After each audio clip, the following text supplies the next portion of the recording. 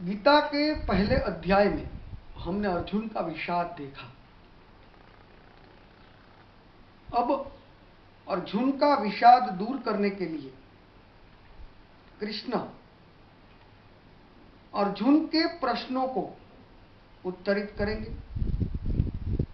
अर्जुन के प्रश्न ब्राह्मण जैसे हैं, इसीलिए कृष्ण ब्राह्मण की भाषा में ही उनका उत्तर देने की शुरुआत करते हैं। और इसीलिए कृष्ण ज्ञान योग पे अपनी पहली पसंदगी रखते हैं। प्रज्ञा का प्रदान दो प्रकार से शक्य है। एक तो उपदेश के जरिए, जिसमें सवाल जवाब की मात्रा नहींवत होती है, और दूसरा प्रश्नोत्तर के जरिए।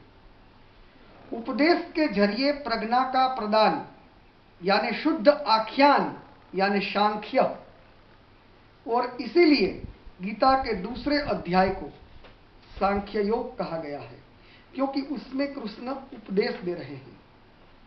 गीता का दूसरा अध्याय सांख्य योग शुरू होने जा रहा है। संजय उवाच तम तथा कृपयाविष्टम अश्रुपूर्णा कुलेक्षणम विसीदंतमिदं वाक्यम उवाच मधुसूदनः। इस प्रकार करुणा से घिरा हुआ, आशुमग्न व्याकुल नेत्रों के साथ शोक करता हुआ अर्जुन को देखकर कृष्ण ने यह वाक्य बोला। संजय अर्जुन में करुणा देख रहे हैं, जो हकीकत में करुणा नहीं है, दया है। क्योंकि करुणा जो होती है वो प्रतिपल हाजिर होती है, और दया जो है वो अहंकार में से पैदा होती है। करुणा को कभी कोई अपना पराया नहीं होता। अगर अर्जुन में करुणा होती तो वो ये नहीं कहता कि इन स्वजन समुदाय को देखकर मेरे अंग शिथिल हो रहे हैं। वो ये कहता कि इस समुदाय को देखकर मेरे अंग शिथिल हो रहे हैं। वो ये ना कहता कि युद्ध में स्वजनों की हत्या करके मैं कल्याण नहीं देख रहा हूं। वो ये कहता कि युद्ध में हत्या करके मैं कल्याण नहीं देख रहा हूं। अर्जुन ये भी ना कहता कि धृतराष्ट्र के पुत्रों को मारकर हमें क्या आनंद मिलेगा। वो सिर्फ यही कहता कि किसी को मारकर हमें क्या आनंद मिलेगा। कृष्ण ने वो देखा है जो संजय ने नहीं देखा है। कृष्ण देख चुके हैं कि अर्जुन में करुणा नहीं है, दया है, और दया का मूल अहंकार में है। अगर अर्जुन में कृष्ण को करुणा दिखती तो कृष्ण ने रथ को शिविर की ओर ले जाने में एक पल तक का विलंब न किया होता। श्री भगवान उवाच कुतस्त्वा कस्मलमिदं विस्मय समुपस्थितम अनार्य जुष्टम अस्वर्ग्यम अकीर्ति रमर्जुन क्लेब्यम मास्म गमः पार्थ न एतत्त्वयि उपपद्यते क्षुद्रम हृदय दौर्बल्यम त्यक्तोतिष्ठ परंतप। है अर्जुन, तुझ जैसे सुरवीर को ऐसे समय पे विषाद के लिए अयोग्य ऐसी रणभूमि में मोह किधर से आया? क्योंकि न तो यह श्रेष्ठ पुरुषों का लक्षण है, न यह स्वर्ग देता है, न ये यश देता है। इसीलिए हे पार्थ, नपुंसकता को वश न हो, तुझे ये शोभा नहीं देता। हे शत्रुओं को तपाने वाला, हृदय की इस तुच्छ दुर्बलता को त्यज कर युद्ध के लिए खड़ा हो जा। कृष्ण आज्ञा कर रहे हैं, मगर इस आज्ञा में प्रज्ञा की शुरुआत हो चुकी है। क्योंकि आज्ञा करने से पहले कृष्ण अर्जुन को यह बता रहे हैं कि अर्जुन में मोह स्थापित हो चुका है। जिसने भी इस श्लोक को समझ लिया वो ये समझ जाएंगे कि गीता का वार्तालाप तभी पूर्ण होगा जिस पल अर्जुन कहेगा कि मोह नष्ट हो गया। कृष्ण अर्जुन के मर्मस्थान पर चोट कर रहे कठोर वचन बोल रहे हैं। अर्जुन मानसिक व्यथा से घिर चुका है, और मानसिक व्यथा से घिरा हुआ मनुष्य कभी किसी की बात सुनता नहीं है। अर्जुन भी नहीं सुनता है कृष्ण की इस बात को। अगर सुनी होती तो मोह को पहचान के इसी पल खड़ा हो गया होता, मगर अर्जुन ने कृष्ण की इस बात को सुना ही नहीं है, और इसीलिए फिर एक बार वो अपने अहंकार को और विनम्रता पूर्वक रजू करने में व्यस्त हो जाता है। अर्जुन उवाच कथम भीष्ममहं संख्ये द्रोणम च मधुसूदन इसुभिः प्रतियोत्स्यामि पूजार्हा वरिसूदन। हे मधुसूदन, रणभूमि में मैं बाणों से भीष्म पितामह और द्रोणाचार्य के विरुद्ध किस प्रकार लड़ूंगा, क्योंकि हे हरिसूदन, उन दोनों को तो मैं पूजनीय गिनता हूं। अहंकार विनम्रता की भाषा बोल रहा है। अर्जुन को डर है कि अगर वो भीष्म और द्रोण को मारेगा तो उसकी जो छवि है, आज तक जो समाज में उसका जो एक अस्तित्व है, उसका क्या होगा। अर्जुन के लिए भीष्म मुख्य नहीं है, द्रोण मुख्य नहीं है। अगर कुछ मुख्य है तो वो उसका अहंकार मुख्य है। एक और बात भी ध्यान में आती है इधर, कृष्ण ने जो प्रश्न उठाया उसका जवाब दिए बिना वो दूसरा प्रश्न उठा रहा है। अर्जुन सुनता ही नहीं है जो कृष्ण बोले, क्योंकि अभी वो अपने अंदर पड़े उस मैं को बचाने के लिए इधर उधर घूम रहा है।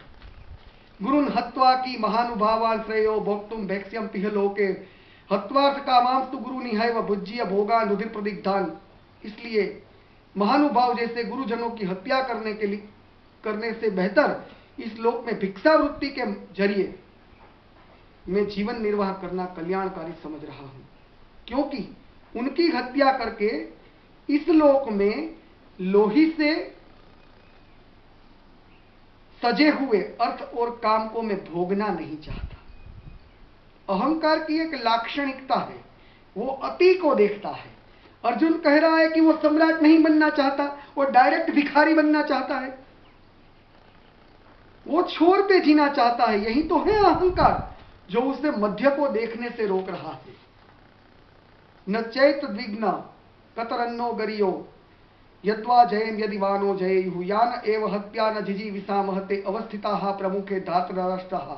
हम ये नहीं जानते हैं कि युद्ध करना या न करना क्या श्रेष्ठ है, हम जीतेंगे या कोई हमें जीतेगा, मगर जिनकी हत्या करने के बाद हम जीना नहीं चाहते वही तो हमारे सामने लड़ने के लिए खड़े हुए हैं। अर्जुन की ये बात में विरोधाभास है।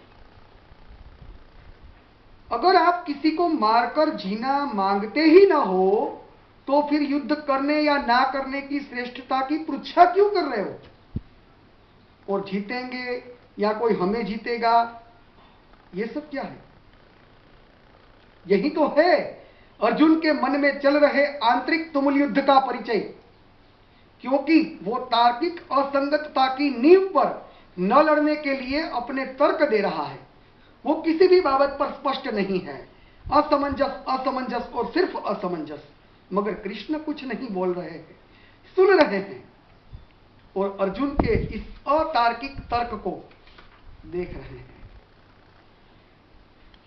कार्पण्य दोषोपहत स्वभाव पृच्छामि त्वाम धर्म सम्मुढ़ चेता यत श्रेयः श्यान्निश्चितं ब्रूहितं मे शिष्यते अहम साधि माम त्वाम प्रपन्नम नहि प्रपश्यामि ममान पनुद्याद यच्छो कमुच्छोषण मिन्द्रियाणाम अवाप्य भूमावस पत्रमुदम राज्यम सुरणामपि चाधिपत्यम। इसलिए कायरता रूपी दोष की वजह से जिनका स्वभाव नाश हो चुका है ऐसा और धर्म की बाबत में मोहित चित हुआ मैं आपको यह विनती करता हूं कि मुझे अपना शिष्य बनाए और जो कल्याणकारी हो ऐसा उपदेश दे, क्योंकि पृथ्वी का निष्कंटक और धन धान्य संपन्न राज्य और देवताओं का अधिपत्य पाने के बाद भी मुझे कोई ऐसा उपाय नहीं दिख रहा है जो मेरे इस शोक का निवारण करे। कृष्ण का मौन असर करने लगा। अब अर्जुन स्वीकारने लगा कि वो मोहित चित्त है, क्योंकि दलील खत्म हो गई और जवाब न मिला। इसीलिए अब उसने उपदेश की अपेक्षा की। संजय उवाच एव मुक्त्वा ऋषिकेशं गुडाकेशः परन्तपः न योत्स्ये इति गोविंदम उक्त्वा तूष्णीं बभूवः। तमुवाच ऋषिकेशः प्रहसन्निव भारत सेनयोरु भयोर्मध्ये विसीदन्तमिदं वचः। निंद्रा को जीतने वाला अर्जुन कृष्ण को इतना कहकर मैं युद्ध नहीं करूंगा ऐसा बोलकर मौन हो गया और दोनों सेना के बीच में शोकमग्न अर्जुन के सामने हंसकर कृष्ण ने यह वचन बोले। ये क्या, कृष्ण हंस रहे हैं, और वो भी तब जब उनका अति प्रिय मित्र विषाद की गर्त में जा चुका है, और कृष्ण हंस रहे हैं। किस लिए? कारण बड़ा अनूठा है। अर्जुन ने अभी कहा मैं युद्ध नहीं करूंगा, और फिर भी उपदेश चाहता है। तो उपदेश किस बात का चाहिए उसे? उसने बोलने में बाकी ही क्या रखा है, मगर फिर भी उपदेश चाहता है। और यही उपदेश की अपेक्षा बता रही है कि अर्जुन का दृढ़ निश्चय कितना विक है।